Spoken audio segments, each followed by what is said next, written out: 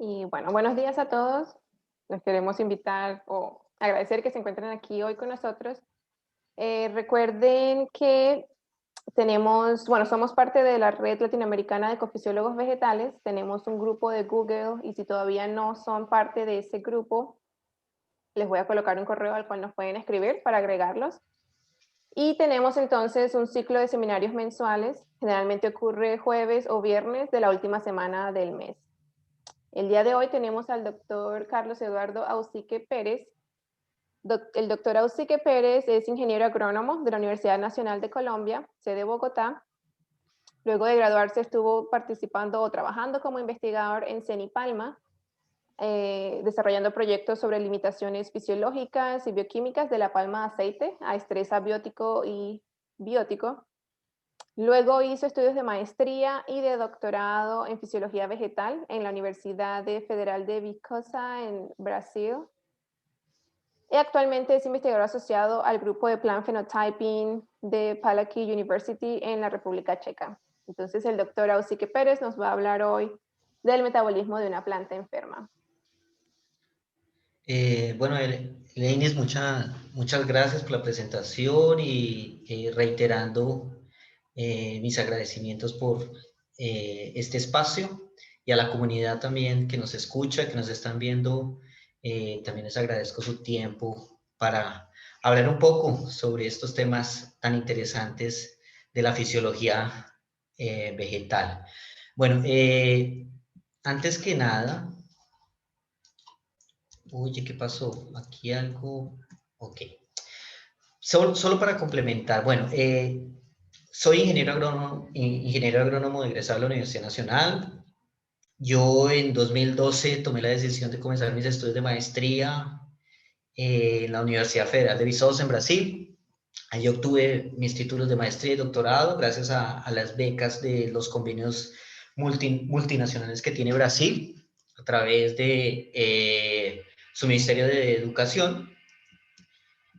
Actualmente, en 2020 tomé la decisión, apareció una oportunidad para venir aquí a Europa a trabajar dentro del grupo de Plant Phenotyping asociado a la Universidad de Palaskehu en la República Checa, en Olomouc. Yo pertenezco al CATRIN, que es una institución nacional, un centro de investigación nacional de aquí de la República Checa que desarrolla investigaciones en diferentes campos de la ciencia. Básicamente vine porque pues, me llamó mucho la atención todos los estudios que se hacen alrededor de lo que va a ser el futuro en la selección masal de plantas, buscando mejor respuesta a estrés abiótico, estrés biótico, como herramientas de selección a través de análisis de imágenes. Bueno, solo para resumirles, yo estoy hace más o menos a unas 2 horas de tren de Praga, centro de Europa. Olomouc, la universidad fue fundada un poco más de 500 años. Atrás es la República Checa. Mi impresión es que simplemente es un museo al aire libre. Es un lugar bastante hermoso, bonito. La ciudad como tal también es un clima bastante agradable, un poco de frío, calor, pero bueno, nada que no nos podamos adaptar. Y mi recomendación, la cerveza checa, yo creo que es una de las mejores que he probado. Bueno, mi resumen, yo creo que esta diapositiva ilustra, digamos, en todo mi experiencia en el campo de la fisiología, y como soy fisiólogo, vi una ventana importante de aplicación en el área de fitopatología. He tenido la oportunidad de trabajar con diferentes patosistemas, parte de nutrición mineral y en enfermedades de alto nivel de impacto para la agricultura, como es el caso de la pericularia del trigo o la roya de café, que digamos han sido foco de mis principales trabajos y equipos con los cuales he trabajado. Para el día de hoy, bueno, yo he tenido que quiero comentar con ustedes un poco más sobre el contenido general de la presentación, hablar un poco sobre los aspectos asociados a las interacciones planta-patógeno, que yo creo que es un punto importante para crear una base de entendimiento y conocimiento de la importancia que tiene la fisiología aplicada en otros campos, ¿no? Que eso genera controversia y es importante que nosotros los fisiólogos o los que trabajamos en esta área tengamos la visión de que todo lo que podamos hacer en el campo de la fisiología la podemos aplicar a otros campos del conocimiento, como es el caso de las interacciones planta-patógeno, hablar un poco sobre el metabolismo de las plantas, el metabolismo primario fundamentalmente, y lo que hace un patógeno durante su proceso infeccioso y llegar a formular esa pregunta si tenemos todavía elementos de juicio para hablar de que si realmente hay una reprogramación metabólica durante el proceso infeccioso. Digamos, el contenido de mi presentación yo creo que resume prácticamente unos 9 años de trabajo en los cuales desarrollamos diferentes perspectivas de estudio para poder llegar a encontrar diferentes abordajes de cómo entender la fisiología de una planta enferma. Bueno, ¿para qué estudiar el metabolismo de una planta enferma? Sin lugar a dudas, tenemos que partir del hecho de que hay que ponerse en los zapatos del otro. Cuando trabajamos interacciones, indudablemente tenemos que entender el fenómeno desde los dos puntos de vista. ¿Por qué hago hincapié en esta parte? Porque infelizmente los fitopatólogos hasta cierto punto no aceptan de que la visión de un fisiólogo dentro de la fitopatología es importante. ¿Por qué? Porque ellos solo ven la perspectiva del patógeno. ¿Qué hace? ¿Cómo lo hace? Punto final, pero nunca ven la otra contraparte de la planta, que esa es la parte, ese es el campo de nosotros, ver qué es lo que pasa, qué altera, cómo lo altera, cómo reacciona la planta a la presencia de un patógeno. Entonces, cuando consolidamos, conocemos el patógeno, la enfermedad, conocemos la planta, qué es lo que hace, yo creo que estamos creando una línea directa de conocimiento para entender la interacción entre una planta y un patógeno.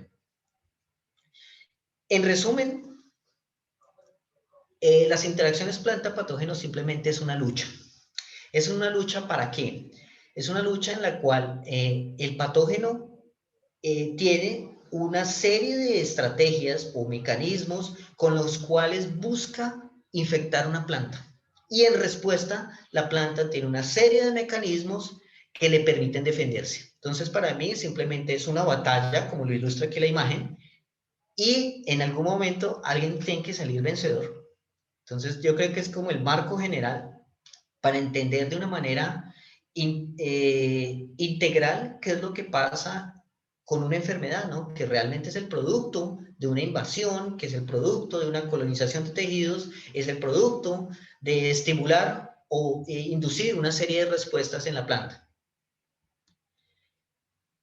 A nivel metabólico, la expresión, ¿sí?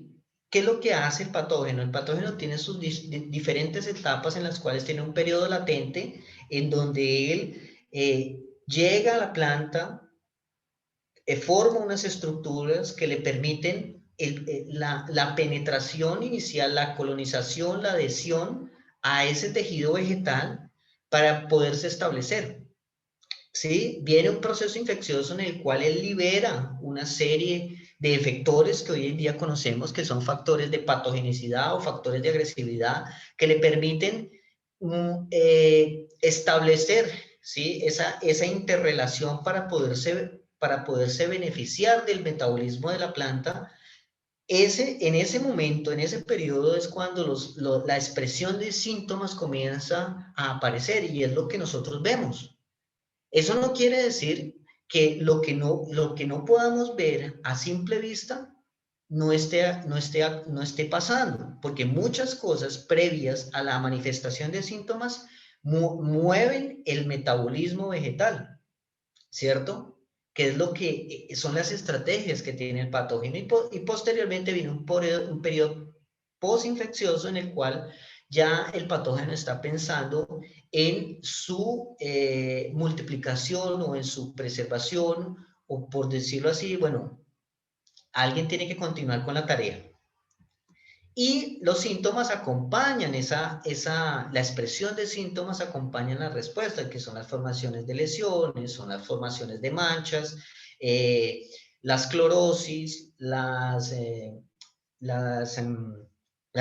marchitez, la caída de hojas, todos los síntomas que nosotros comúnmente vemos dependiendo de la naturaleza del patógeno. Si es un hongo, si es una bacteria, si es un fitoplasma, etcétera, y dependiendo también del patio de infección, si es la raíz, si es la hoja, si es el sistema vascular, etcétera, etcétera.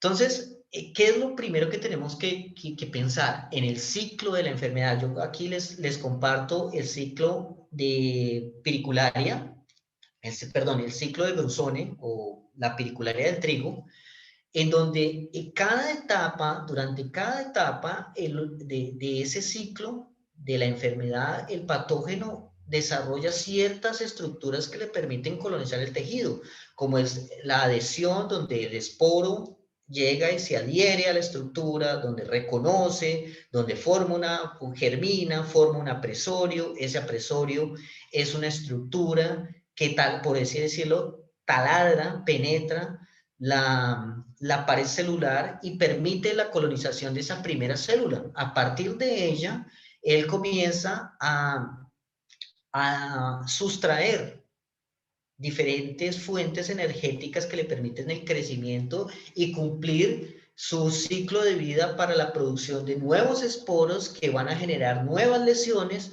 y continuar así la proliferación de esos síntomas que vemos en hojas, que vemos en las espigas, en el caso particular de esta enfermedad, y así pasa con otras enfermedades. Lógicamente, otras enfermedades, caso como las bacterias, la mayoría de virus requieren de vectores, entonces son variantes asociadas a la capacidad patogénica que tienen los microorganismos. También tenemos que conocer cuáles son las estrategias de alimentación, ¿sí? Nosotros tenemos que entender qué es lo que él hace, ¿sí? Si él es un organismo biotrófico, que simplemente cuando es biotrófico, o el patógeno, él simplemente él cumple su ciclo de vida mientras la célula está viva, ¿sí? Él tiene esa fuerte relación, como es el caso de las rollas. Las rollas tienen esa posibilidad y por lo tanto ellas forman un vínculo muy fuerte con la vida de la célula vegetal. También tenemos los organismos hemibiotróficos, que tienen dos fases, ¿sí? Una fase biotrófica en la cual colonizan donde la planta no lo percibe, y tenemos una fase necrotrófica en la cual él libera todo un potencial de moléculas, sea toxinas, sea de enzimas que degradan el tejido, y lógicamente tenemos patógenos de naturaleza necrotrófica que inmediatamente establecen la interacción con la estructura vegetal, comienzan a secretar una serie de toxinas o enzimas que causan las enfermedades. Entonces, teniendo en cuenta cómo son esas estrategias que tiene el patógeno, entonces también tenemos que acomodar la perspectiva en la cual la podemos analizar. ¿Listo? Entonces, casos específicos. La roya del café es una enfermedad que presenta síntomas entre los primeros 20 días después de la inoculación, y a partir de allí ya podemos ver las formaciones de pústulas, y es lo que vemos aquí en esta imagen, ¿sí? Para quienes no saben, esta enfermedad nos puede dejar sin tomar café todas las mañanas, ¿sí? Ya, digamos, Centroamérica, Suramérica han sufrido fuertes epidemias en los últimos 10 años que han diezmado plantaciones. Se ha llegado a perder casi el 100% de la producción de varias haciendas. Tenemos el caso de la piricularia del trigo, también una enfermedad muy limitante hoy en día para el mundo. Esta enfermedad ya se registró, inicialmente fue reportada en Brasil, luego se conocieron relatos de grandes epidemias en el Paraguay, en Bolivia, en Argentina, y en 2016 saltó a Asia, cerca a uno de los principales productores de trigo, que es la India. ¿Sí? Ya el año pasado ya se reportó en África. Entonces, el poder de invasión y de distribución que esta enfermedad tiene puede perjudicar en gran medida la producción de granos, de este grano, a nivel mundial. Y eso tiene que ver mucho con la seguridad alimenticia. Tenemos aquí otro, que es el caso del moho blanco, también es una enfermedad importante en algunas plantas también, que es de característica necrotrófica. En el momento que ese patógeno toma contacto con la hoja, forma ese tipo de lesiones. Entonces vemos esos 3 episodios importantes, unos ejemplos acá. Entonces, a nivel metabólico, ¿qué es lo que esas estrategias que tiene el patógeno causan? Cuando estamos hablando de un organismo biotrófico, necesariamente estamos hablando de una fuerte reprogramación metabólica. ¿Por qué? Porque el patógeno necesita modular el metabolismo de la planta. ¿Para qué? Para que él pueda fácilmente capturar la energía que necesita para crecer, para desarrollarse, para poder cumplir su ciclo. Entonces hay una fuerte movilización de azúcares y aminoácidos que en algún momento, ¿sí?, causan impactos sobre la fotosíntesis. En el caso de los organismos necrotróficos, como ya lo dije previamente, un arsenal de enzimas degradan paredes, las toxinas también modulan, aumentan la agresividad de la enfermedad, y simplemente es una actividad netamente destructiva. Causa la muerte celular, y por lo tanto, si hay una muerte celular, no hay células o en conjunto tejido que haga fotosíntesis. Y la combinación, que es el hemibiontrófico, combina esas 2 estrategias. Entonces, el metabolismo vegetal es fuertemente impactado por la enfermedad.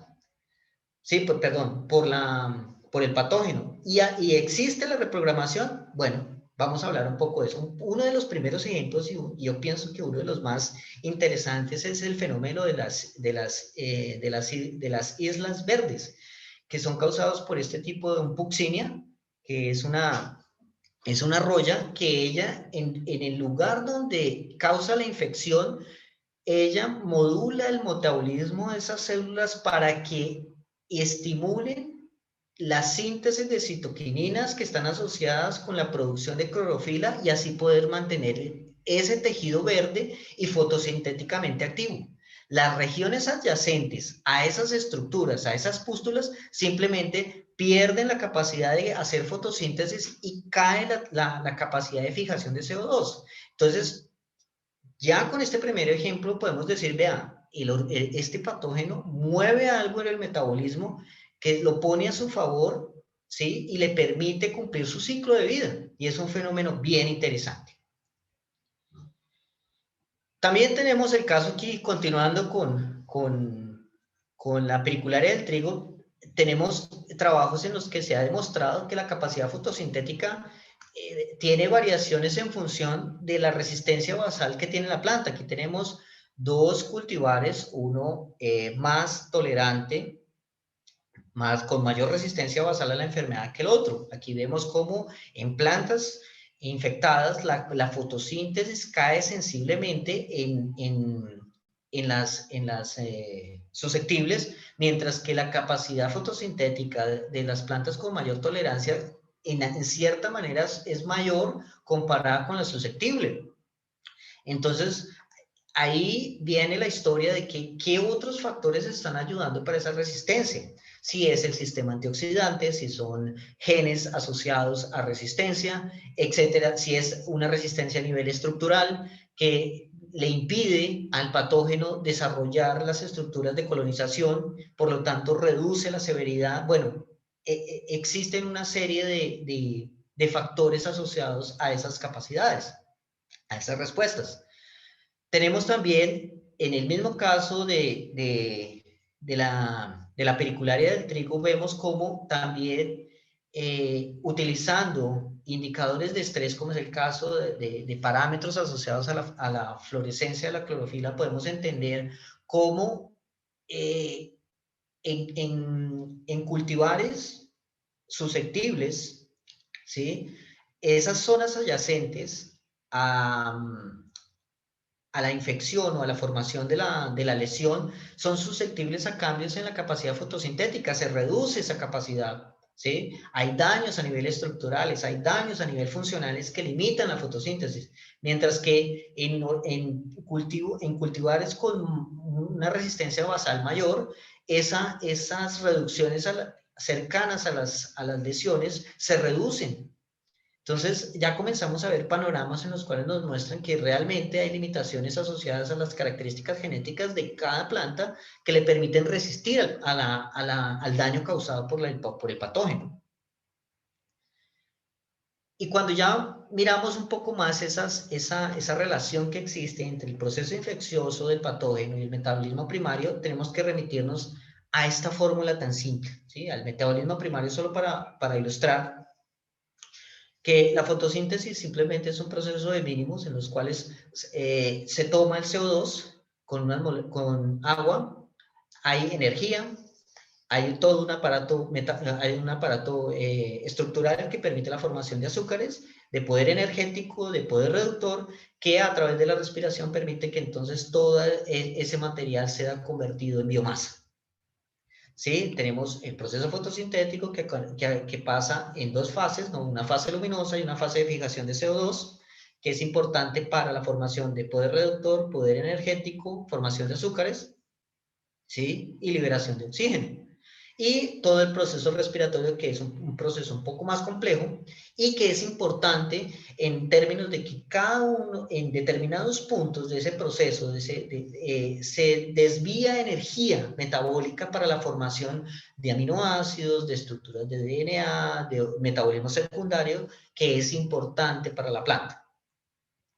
Entonces, podemos ver aquí un ejemplo cómo el proceso respiratorio necesita energía para la construcción de aminoácidos, para la construcción de otros metabolitos importantes para el crecimiento, para el mantenimiento de estructuras, para el crecimiento vegetal y, lógicamente, estructuras de defensa. ¿Esto qué quiere decir? Antiguamente hablábamos de que la resistencia a patógenos era un mundo diferente a lo que pasaba con el metabolismo primario. Eran dos cosas diferentes, no había una relación. Hoy, ¿qué entendemos? Que realmente el metabolismo primario es la fuente de energía para los patógenos, y es lógico, claro, porque están las estructuras, las moléculas más simples, los azúcares, las triosas, están los aminoácidos, que son requeridos por el metabolismo del patógeno para cumplir su ciclo de vida. Entonces, ya la perspectiva cambia sustancialmente y podemos ver hoy en día que hablamos que uno de los primeros lugares donde el patógeno busca es en los cloroplastos. Un ejemplo particular también aquí sobre el efecto que tienen las toxinas. Son moléculas que son factores, en algunos casos son factores de patogenicidad, en otros casos son factores de agresividad. ¿Por qué factores de patogenicidad? Porque son responsables de causar enfermedad. Y factores de agresividad porque son responsables de aumentar la intensidad de la enfermedad. Entonces, en el caso particular de la pericularia del trigo, el ácido picolínico él es responsable por incrementar la agresividad con la cual causa enfermedad ese patógeno pericularia. Este trabajo utilizamos el ácido picolínico de forma sintética y podemos ver cómo en diferentes concentraciones se manifiesta el daño en el tejido, ¿sí? En la parte superior vemos aquí que a partir de las concentraciones de 1.5 miligramos por ml ya comienza visualmente a registrarse daños en la estructura, mientras que cuando hacemos la detección del peróxido de oxígeno, vemos que lo que no veíamos se torna visible. Y eso claramente impacta en la capacidad fotosintética de la planta. Vemos que con el aumento de la concentración de ácido picolínico cae la capacidad de asimilación de CO2, cae la capacidad de la conductancia estomática, hay un cierre estomático, ¿sí? Tanto así que esta molécula ha sido patentada como un herbicida. Entonces vemos esas relaciones de la importancia de conocer con quién estamos trabajando. También en ese mismo patosistema, yo les presento aquí el resumen de todos los trabajos que hemos hecho o que se hicieron con el equipo en Brasil, mostrando que comparado el valor relativo con una planta sana, las pérdidas en la capacidad metabólica de la planta son muy fuertes. Fuertes caídas en fotosíntesis, cierre estomático, pérdida de la capacidad respiratoria, problemas a nivel de las relaciones de concentración intercelular del CO2, producto que hay una acumulación en los espacios intercelulares causada por una limitación en la fijación de CO2. Hay aumentos, lógicamente, hay pérdidas en la capacidad fotoquímica, aumentos en la disipación no fotoquímica, eso tiene que ver con pérdida pérdida de calor, ¿sí? Hay una ineficiencia en el sistema antioxidativo también, y también vemos una fuerte modulación a nivel de aminoácidos, a nivel de carbohidratos primarios, como es el caso de sacarosa, fructosa, almidón y carotenoides. Es bien interesante eso, que los carotenoides también ayudan a proteger el sistema fotosintético de las plantas. Ok. Entonces, también vemos aquí en el caso de Mileia, ¿sí? En el caso de la Mileia, la roya del café, vemos cómo la formación de las pústulas, ¿sí? Aquí tenemos un plano transversal, ¿sí? Del daño que causa la pústula en el tejido. Vemos que cuando ella se desarrolla sin control, los daños a nivel de las células adyacentes a esa formación de esa pústula, la capacidad fotoquímica de esa región se reduce significativamente. Y es lo que vemos aquí. Cuando utilizamos control, como es el caso de los fungicidas, esas pérdidas se reducen sustancialmente, y también aquí la vemos. Aquí utilizamos dos fungicidas de diferentes grupos químicos, un triazol y una estrobilurina, y vemos que el control se ve en términos fotosintéticos, se ve la eficiencia de los triazoles comparado con la estrobilurina. Entonces, son importantes ver cómo también estas herramientas nos ayudan a establecer la eficiencia de los controles.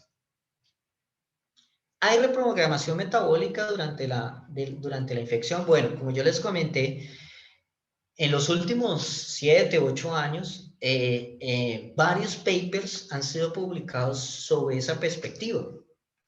Ya dejamos de lado esa discusión de que el metabolismo primario no tenía nada que ver con el metabolismo, con el metabolismo asociado a la enfermedad, porque eso solo tenía que ver con estrategias de defensa, producción de fenoles, activación de genes, bueno, etcétera, etcétera.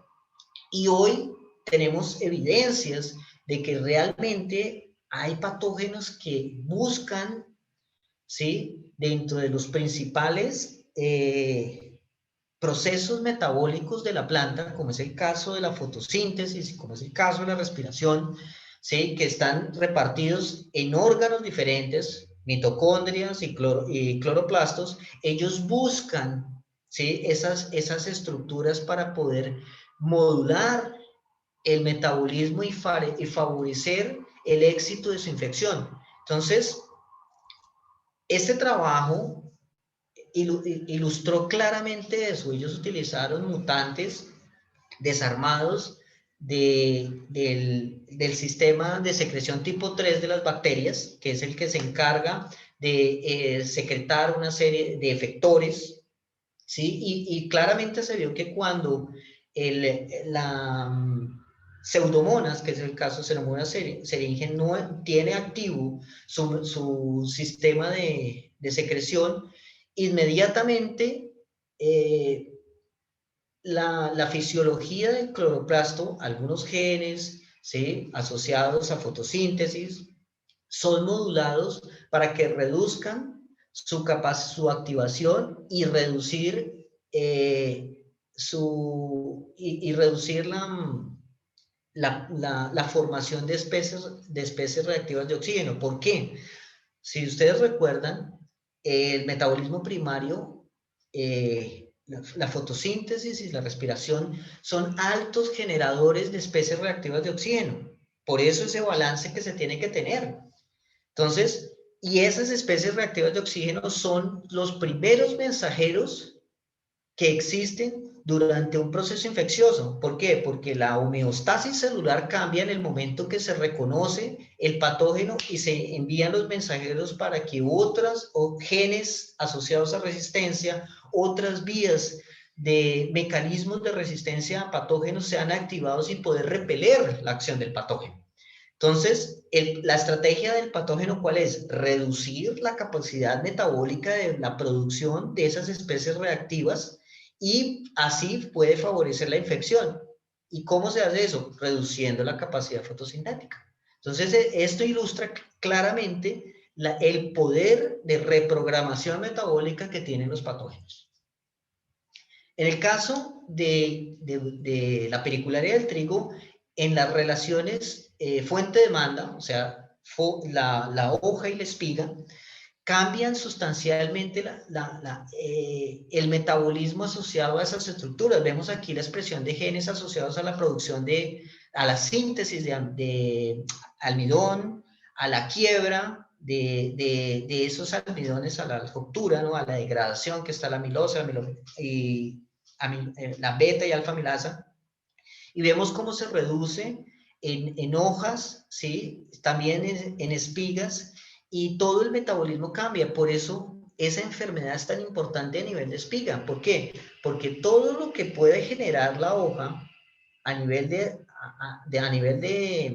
carbohidratos, de azúcar, que es transportado a la espiga y allá se sintetiza el almidón, el patógeno, ¿sí?, el patógeno actúa sobre esos granos, degradando activamente esos compuestos, y por lo tanto hay pérdidas en rendimiento en función de la cantidad de grano, la calidad del grano, ¿sí?, y el peso del grano. Por eso es tan importante esta enfermedad, ¿sí? Eso también suscitó una gran pelea científica, una discusión científica, porque muchos de nuestros trabajos se enfocaron a lo que pasaba a nivel de la fase vegetativa, ¿sí? Y la discusión la dimos de que también es importante, y este tipo de trabajos mostraron que a nivel de hojas, ¿sí?, la enfermedad también se manifiesta de manera intensa. Hay fuertes cambios que perjudican el rendimiento final del cultivo. Entonces, hoy vemos que Pericularia es un patógeno con una dimensión y una capacidad grande de causar daño, porque modula prácticamente muchas cosas asociadas al metabolismo del trigo. Este trabajo también ilustró eso. En el caso de Pericularia, este metaboloma nos permitió mostrar que Pericularia, independientemente de la fuente de la resistencia basal que tenga el trigo, él causa fuertes modulaciones, aumenta las concentraciones de aminoácidos. ¿Por qué? Porque es que las fuentes de aminoácidos son importantes para la fisiología del hongo, son importantes para el producir toxinas, para el producir enzimas, ¿sí?, que pueden tener una acción importante durante el proceso patogénico y también para la agresividad que causa el hongo. Entonces, eso ya nos muestra un panorama bien interesante de cómo el patógeno, desde el primer momento, durante su fase biotrófica, él comienza a modular el metabolismo de los aminoácidos. También hicimos, en esa misma enfermedad, se hizo un trabajo bien interesante asociado a las hormonas. Una de ellas es el etileno. La pregunta de nosotros siempre fue, pero bueno, forma la lesión, pero inmediatamente la hoja pierde color verde o simplemente aumenta la clorosis. Y realmente nos mostró que cuando pedicularia infecta, las concentraciones de etileno, independientemente de la naturaleza de la resistencia basal del trigo, aumentan las concentraciones relativas de etileno. Y por ese motivo, entonces vemos que las variedades susceptibles se tornan mucho más amarillas. ¿Sí? Y eso se ve mucho en campo. En campo, la enfermedad, cuando se establece en el campo, las hojas viejas, las hojas de la parte del tercio inferior de la planta se tornan más amarillas, ¿sí? Y comienza como los síntomas a tener un avance de la parte basal a la parte apical de la planta. Y muy posiblemente está asociada a las concentraciones de etileno. Vemos que este trabajo permitió mostrar que en las variedades susceptibles o en la variedad susceptible que se trabajó, estos genes asociados al metabolismo, a la biosíntesis de etileno, tuvieron picos, ¿sí?, de expresión muy altos durante la fase biotrófica del patógeno, o sea, esa fase en donde no hay síntomas, pero él está haciendo algo con el metabolismo de la planta.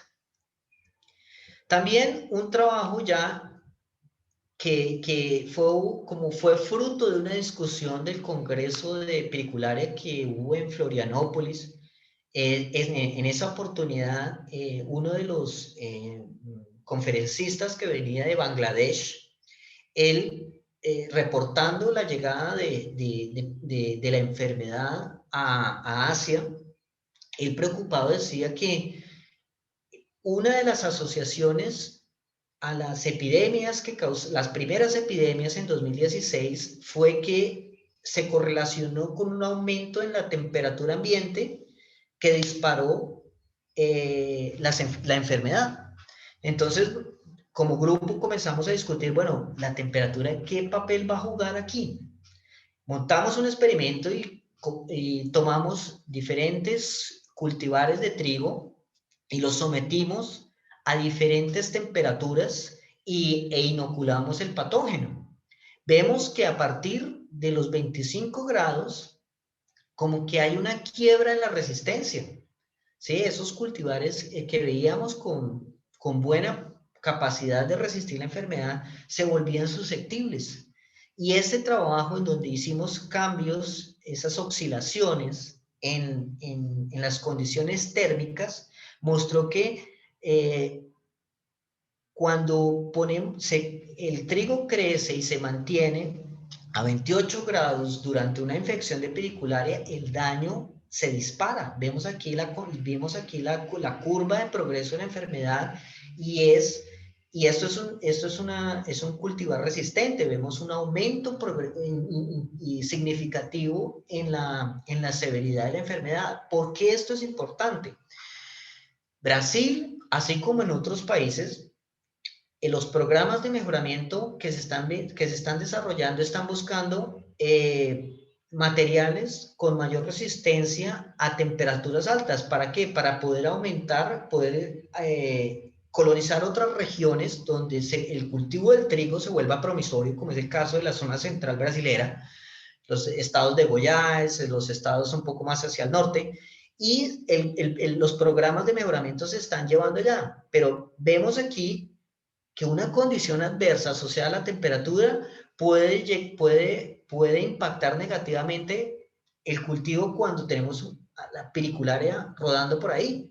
Entonces, la pérdida de la resistencia producto de esas interacciones con factores ambientales son también interesantes e importantes de ver en términos de los programas de mejoramiento genético. También vemos que no todo lo que hace el patógeno es malo, porque él nos entrega información importante. ¿Para qué? Hoy en día hablamos de vacunas. Todo el mundo habla de vacunas, que por el tema de la pandemia del COVID, de la COVID, ¿no?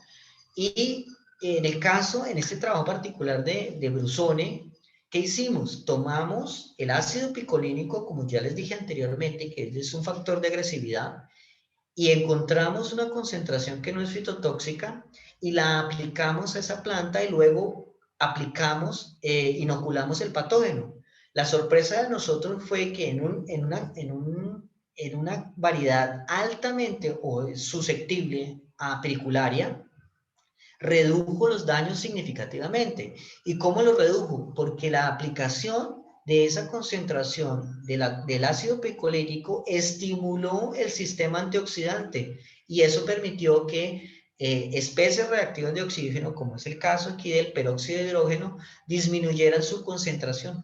Entonces ya nos muestra también la importancia que tiene de conocer esas otras, de conocer a tu enemigo, que es el caso del patógeno, para tomar esa información y ponerla en beneficio de lo que estamos buscando, que es el caso de la resistencia de las plantas al patógeno. Este último trabajo también fue bastante interesante, de reciente publicación, en el cual encontramos un micoparasita, ¿sí?, de Mileia bastatris, que es el agente causal de la roya del café, y hicimos unas pruebas para ver el impacto que tiene esas interacciones entre estos dos hongos y la planta. ¿Y qué encontramos? Encontramos claramente que la aplicación de Calonectria milleiae, que es el micoparasita de Mileia, además de reducir, ¿sí?, la capacidad patogénica de la roya, ¿sí?, porque aquí la imagen de fluorescencia nos permite ver, comparado con las plantas inoculadas con Mileia, vemos una reducción bastante significativa en términos de severidad. Vemos que la acción que tiene ese micoparasita de limitar el crecimiento del patógeno, porque cuando Calonectria entra en competencia con Mileia, no le permite establecerse. Nosotros sospechamos que Calonectria puede llegar a tener metabolitos que limitan la germinación de Mileia sin perjudicar a la planta, ¿cierto? Y también encontramos que Calonectria estimula también el sistema antioxidante de la planta. Y sistemas de defensa, aumento en la actividad enzimática de peroxidasas, de catalasas, ¿cierto? Aumento en la actividad de enzimas como la quitinasa, como la beta-1,3-glucanasa, que están altamente relacionadas con la defensa vegetal. Entonces vemos esos patrones. Adicionalmente, ¿qué encontramos? Adicionalmente vemos que lógicamente que Calonectria es promisorio, pero ¿dónde está lo interesante? Que este hongo, que es micoparasita,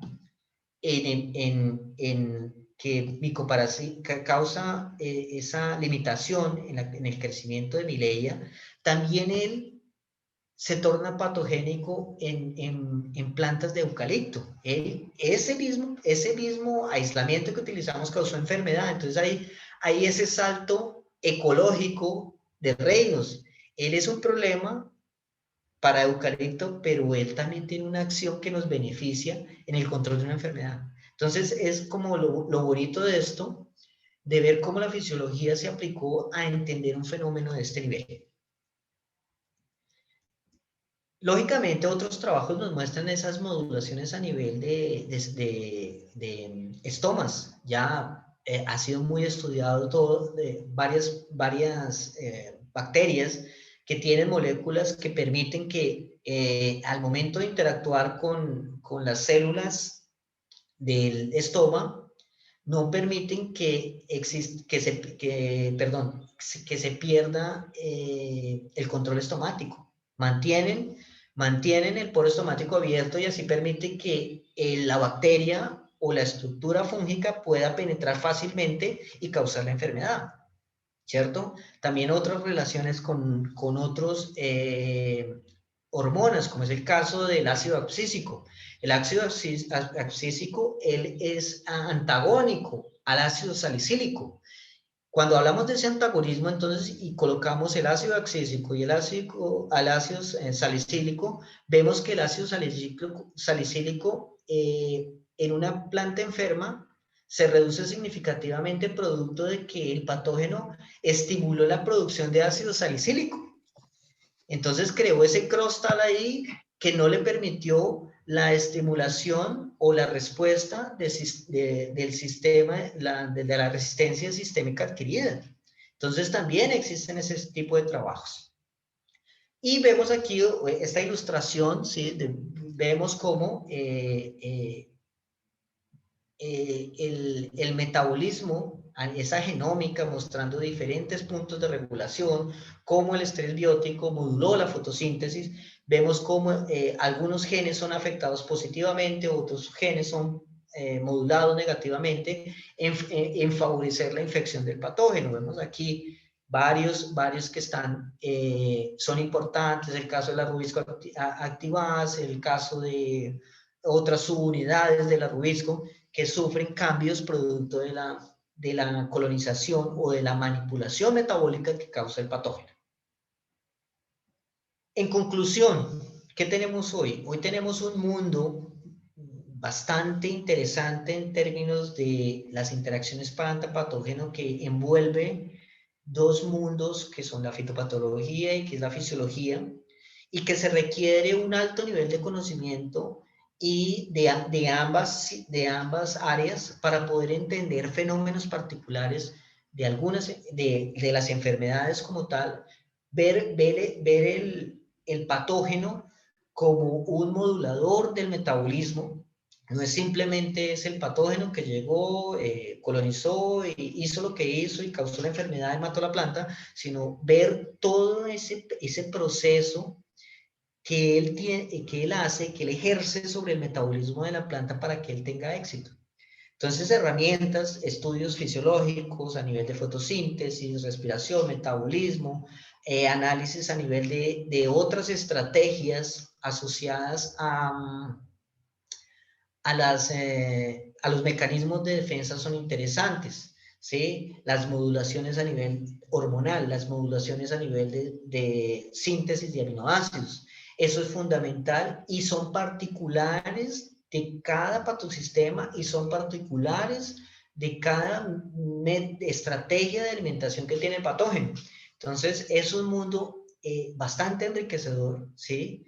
Ya por lo menos hoy podemos hablar con mayor tranquilidad de que tenemos que entender el sistema inmunológico de las plantas. Hace 20 años decíamos del sistema inmune de las plantas y era una blasfemia para los patólogos vegetales. Gracias a los trabajos desarrollados por el doctor Jonathan Jones, podemos decir hoy que existe sistema inmunológico en las plantas y que hace unas fuertes contribuciones al reconocimiento de patógenos y a la defensa de ellas. Entonces, es importante el aporte del área de fisiología para entender todos esos mecanismos.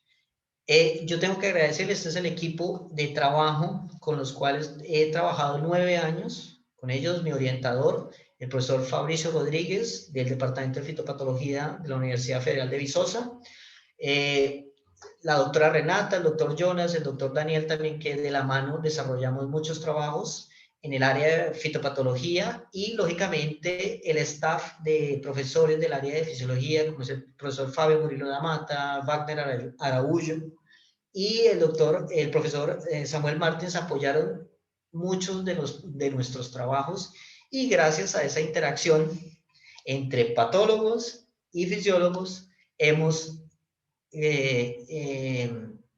liberado y hemos conseguido esos grandes avances para el área.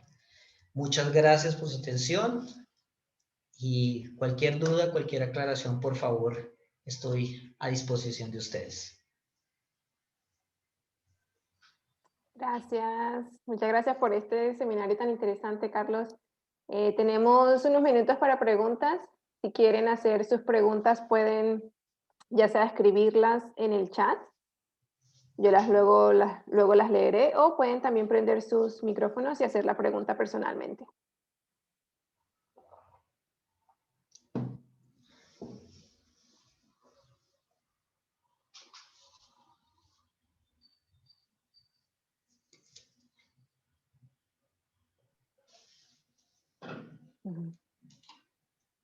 Aquí yo veo... Alguien te dice gracias, Carlos, en el chat. Sí, muy buenos días. Muy buenos días, doctor Carlos, desde Colombia. Buenos días a todos. Tengo una pregunta relacionada con la interacción de los aminoácidos, la interacción de los aminoácidos en el ataque de los patógenos. Finalmente, algunos productores tienden a hacer aplicaciones para disminuir el ataque de patógenos en mezcla con algunos aminoácidos o con una mezcla de aminoácidos. Fisiológicamente, estos aminoácidos tendrían a disminuir el ataque de patógenos o por el contrario, acelerar la infección. Bueno, eso es una discusión bastante amplia. ¿Qué le puedo decir yo? Cuando hablamos de aminoácidos, estamos hablando de casi 19 aminoácidos que están envueltos dentro del metabolismo vegetal y cada uno tiene su función particular dentro del metabolismo. Sumado a que muchos de esos aminoácidos pueden ser sustrato para el ciclo de vida del patógeno. Entonces tú puedes pensar en la dimensión de la discusión que tenemos. Lógicamente, hay aminoácidos que responden positivamente a la acción contra la infección de un patógeno. Tenemos aminoácidos como la fenilalanina. La fenilalanina es un aminoácido importante dentro de la vía de los compuestos fenólicos. ¿Sí? Los compuestos fenólicos son moléculas antimicrobianas, formación de fenol, formación de lignina, que eso nos lleva a pensar al fortalecimiento de las paredes de la pared celular que impide la penetración del patógeno. También tenemos el GABA, ¿cierto? Entonces, cuando hablamos de estrategias de control basadas en aminoácidos, yo creo que hay que tener guantes de seda y tratar las cosas con pinzas, porque no podemos colocar todos los aminoácidos, ¿sí?, dentro del mismo balde y decir que sirven, ¿cierto? Entonces, hay que tener bastante cuidado en eso, es mi opinión. Vemos que en el caso de la pericularia del trigo, colocar aminoácidos puede llegar a ser un problema, porque le estamos dando alimento al patógeno para que cause enfermedad. Entonces, hay particularidades asociadas al metabólito que nos estamos refiriendo, hay particularidades asociadas a la interacción que estamos tratando. Entonces, hay que tomar las cosas con una manera un poco más prudente y, lógicamente, lo que nos tiene que respaldar las decisiones a nivel agronómico es la investigación previa que se haga sobre el producto.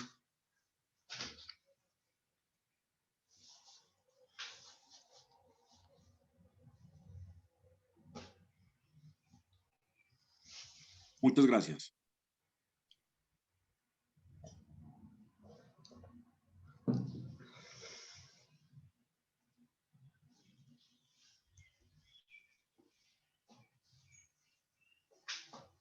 ¿Alguna otra pregunta? Ok, tenemos 2 personas que levantaron la mano. Luz, Santiago, puedes hacer la pregunta. Sí, gracias por su charla, súper interesante. Mi pregunta es, en uno de sus gráficos, la variedad más resistente a la enfermedad tenía una tasa de fotosíntesis más baja en el control. Y yo quería preguntar si es común que variedades con más resistencia tiene eso, para decir que si hay un compromiso entre resistencia y capacidad de fisiología. Profesor, bueno, su pregunta es pertinente y muy importante. Y ese es el dilema en el cual estamos hoy en día. ¿Por qué es el dilema? Porque hoy en día sabemos que las demandas metabólicas asociadas a defensa requieren energía, ¿cierto? Entonces, la planta tiene que gastar parte de lo que requiere para su crecimiento, para las funciones de mantener estructuras, para el crecimiento y desarrollo, requiere energía, pero también ellas tienen una inversión si en determinado momento es infectada. Entonces, ¿qué es lo que podemos pensar hoy en día? Aún no hay, digamos, un consenso en que para las nuevas variedades requerimos de variedades con mayor potencial fotosintético para que tengan suficiente energía para poder suplir las necesidades en un evento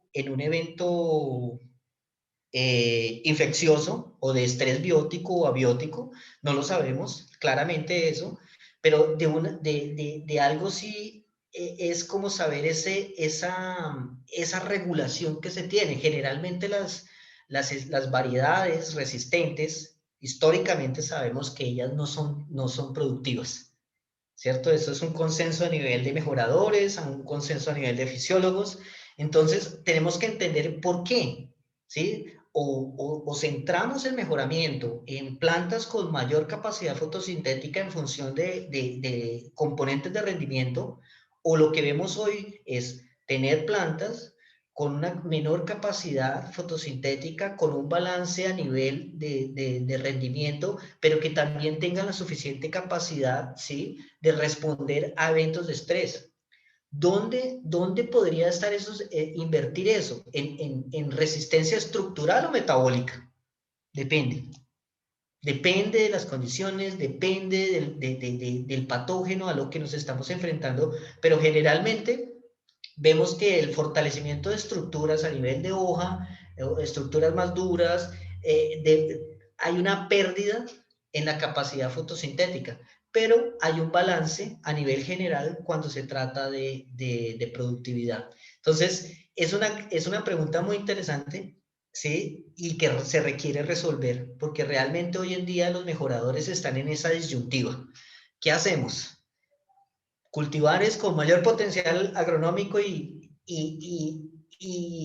mayor susceptibilidad, que es lo que venimos trabajando desde la Revolución Verde, o apuntamos a cultivares con una mayor resistencia a estrés ambiental, que yo creo que sería el camino, y buscar unas compensaciones a nivel metabólico que nos permitan mantener la capacidad en los componentes de rendimiento. Entonces, yo creo que es una área muy interesante de trabajar y, digamos, la respuesta todavía no está totalmente elaborada. Tiene mucho sentido. Gracias.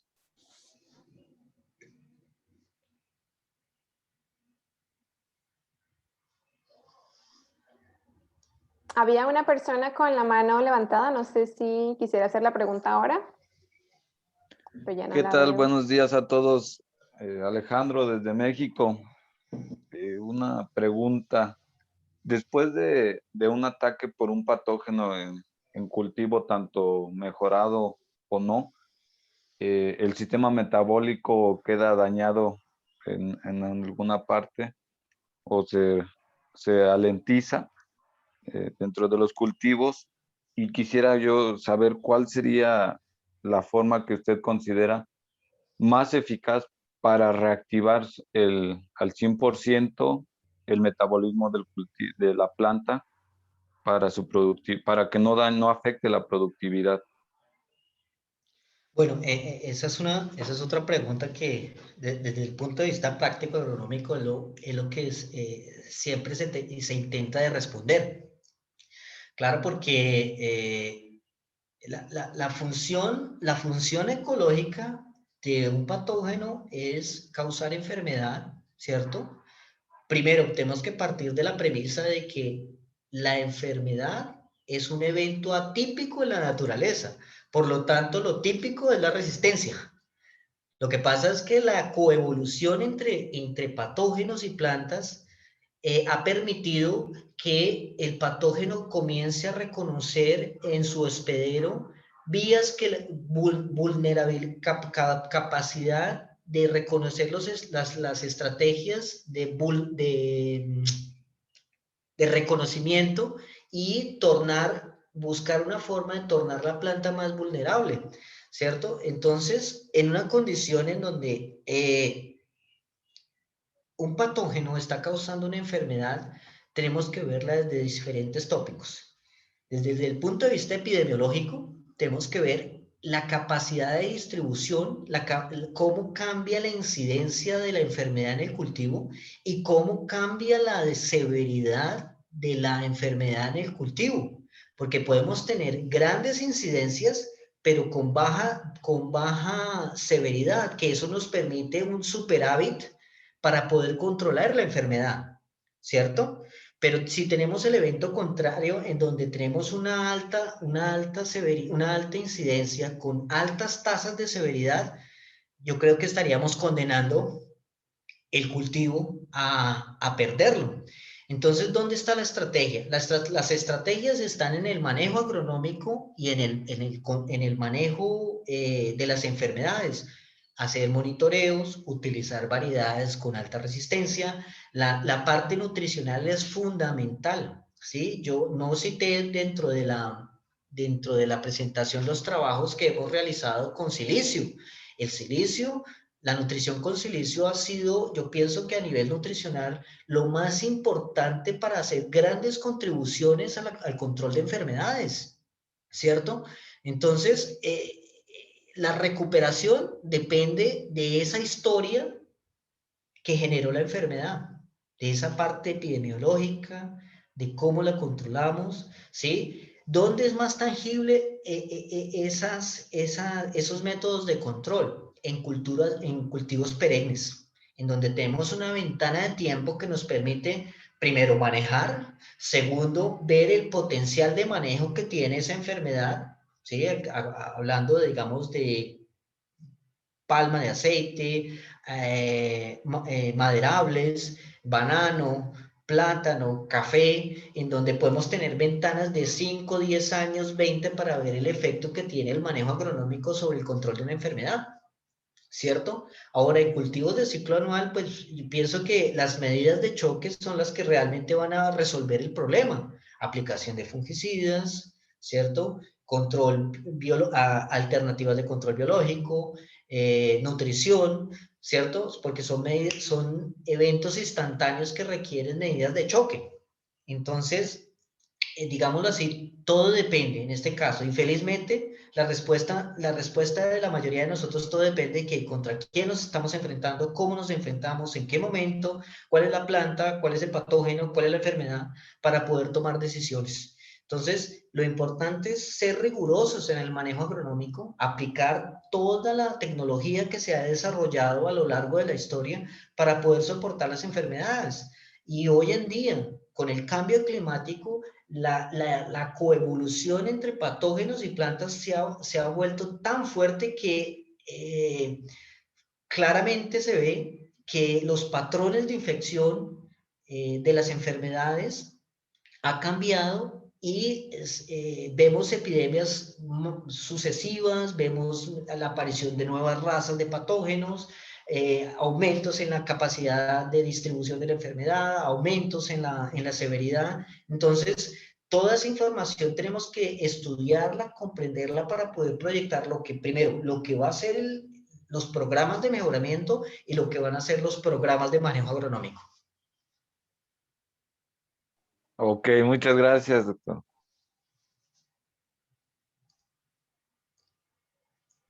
Carlos Sánchez.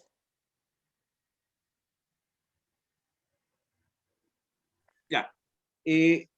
Doctor Carlos, ¿qué papel en una gráfica que mostraste sobre la alteración a nivel metabólico, un betacaróteno se ve expresado, el otro no? ¿Qué papel pueden estar jugando los carotenoides en la disminución de ROS o en el desarrollo de esa resistencia basal que usted nos comentaba? Bueno, yo creo que primero hay que ponernos en el panorama de qué son los carotenoides. Los carotenoides son moléculas de una estructura relativamente grande porque son formaciones de doble enlace, que ese doble enlace que es lo que nos permite, primero, la protección de los fotosistemas.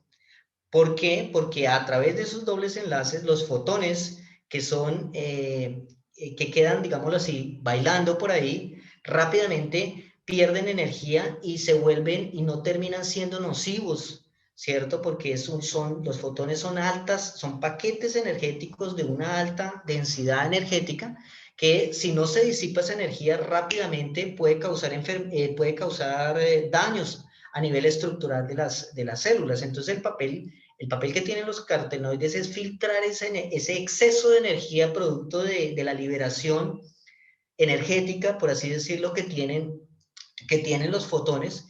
Y eso, primero, se ve en dos vías. Uno, en el ciclo de las xantófilas, ¿cierto? Que es zeaxantina, anteraxantina y violaxantina, que es un ciclo que en cada transformación de esas moléculas libera calor. Entonces, eso le permite claramente que se torne ese sistema un liberador de calor y que permita aliviar los excesos de energía producto de esas disipaciones. También dentro de esa vía está la formación de la luteína y de otras moléculas que también son protectoras, ¿cierto? Entonces, potencializar esas vías metabólicas se tornan importantes como mecanismos de control a eventos de estrés.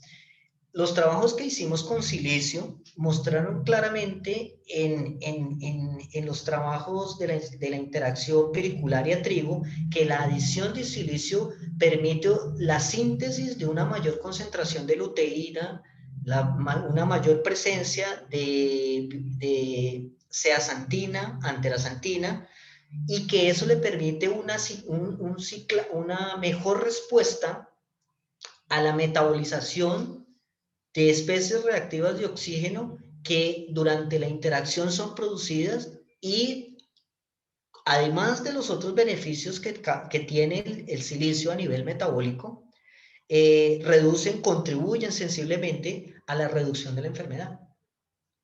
¿Sí? Entonces, es claro para mí que eso es una de las tantas vías de disipación de energía y de protección celular que tiene la planta.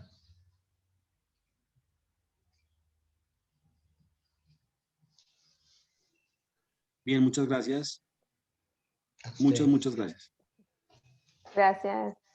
Rocío, yo creo que esta ya podría ser nuestra última pregunta para culminar el día de hoy. Muy buenas tardes, ¿cómo están todos? Desde acá, un fraternal saludo desde Venezuela. Carlos, primero felicitarte por tu excelente exposición. La verdad que es sumamente importante que no solamente realicemos investigaciones con infinitos números, sino poder interpretar esos números y que esas interpretaciones le permitan en campo a un productor poder generar estrategias para mejorar su cultivo. Con respecto a esto, tú mencionabas algo a un aporte nutricional que ustedes le estaban aplicando en algunos ensayos a las plantas investigadas. ¿Han tenido algún reporte de la interacción que puede existir entre esas aplicaciones minerales que ustedes han hecho y la potencialidad de la condición alelopática de la planta? Uy, Rocío, ahí sí, bueno, esa pregunta como que sale un poco de mi campo de trabajo, pues de aparte, alelopatía nunca he trabajado, ¿cierto? Bueno, yo pienso que uno tiene que partir del principio de que una planta bien nutrida es una planta sana. Entonces, cuando tú partes de eso, infinitos caminos se abren para uno poder decir, vea, tal nutriente o tal plan de nutrición es el que me permite que mi planta o mi cultivo se desarrolle mejor y responda mejor a las condiciones de estrés, ¿cierto? Llámese NPK, llámese menores, llámese silicio, llámese molibdeno, ¿cierto? Pero entonces todo va en función de ese equilibrio metabólico que puede amenizar, primero, contribuir al metabolismo vegetal, ¿sí? Porque el hecho de que una planta bien nutrida no quiere decir como quizás nos alimentaban a nosotros que entre más comíamos y entre más gordos éramos más sanos. No, ese concepto hay que cambiarlo porque eh, el concepto del balance tiene que verse reflejado en qué, en que el metabolismo de la planta trabaje a su máximo potencial, ¿cierto? Y poder soportar las adversidades a las cuales los cultivos y las plantas están sometidas. ¿Por qué voy allí? Porque muchas veces el sector productor se casa con la idea de que entre más nitrógeno yo le coloco a mi cultivo y más verde le está, más sano es. Y no es así. Hay casos en los cuales los excesos de aplicación de nitrógeno pueden llevar a fuertes epidemias de patógenos. ¿Por qué? Porque es que hay patógenos que les gusta el nitrógeno, como es el caso que yo les mostré de piricularia. Entonces, hay que tener bastante cuidado. En el caso de la alelopatía, bueno, yo no tengo elementos para decirte sí y no, es un campo explorado, ¿sí? Estamos hablando de sustancias volátiles que pueden tener importantes aportes al control de plagas y enfermedades, ¿cierto? Entonces, pues, digamos, no tendría por qué pensar de que es una idea descabellada, pensar de que puede la nutrición contribuir a la formación de ciertas moléculas que son importantes a nivel alelopático. Entonces, bueno, eso es como que lo que yo te puedo responder al respecto. Como te digo, no soy experto en eso, pero digamos, desde mi punto de vista de las interacciones planta-patógeno, no lo vería descabellado porque hay nutrientes que son benéficos. El caso del silicio, el caso de, bueno, hoy en día estamos hablando de unos trabajos que se hicieron con roya de la soya, con aplicaciones de níquel. También hizo fuertes contribuciones. No sabemos esos elementos que no son esenciales, qué aportes pueden llegar a tener al metabolismo de la planta. Pero es una ventana que se abre.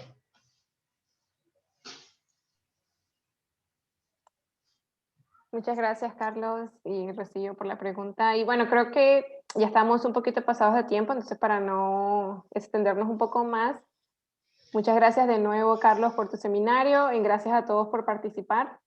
Recuerden que tenemos los seminarios una vez al mes y estamos buscando un ponente para el mes de mayo. Los seminarios generalmente son jueves o viernes de la última semana del mes. Y bueno, a la hora la acordamos con la persona que esté interesada en participar. Y bueno, sin más, muchas gracias a todos. Muchas gracias, Carlos, y nos vemos en la próxima oportunidad. Gracias, un saludo a todos, motivados. La fisiología es un mundo hermoso y vale la pena aprovecharlo. Entonces, este espacio yo creo que para la comunidad latinoamericana de fisiología yo creo que es hermoso. Entonces, vamos a continuar con este proyecto. Muchas gracias a todos, a ti, Elena, es que te encontré en Twitter, entonces me parece súper importante eso. Sí, encontrarnos y conectarnos para seguir Vale, estudiando fisiología, ecofisiología vegetal.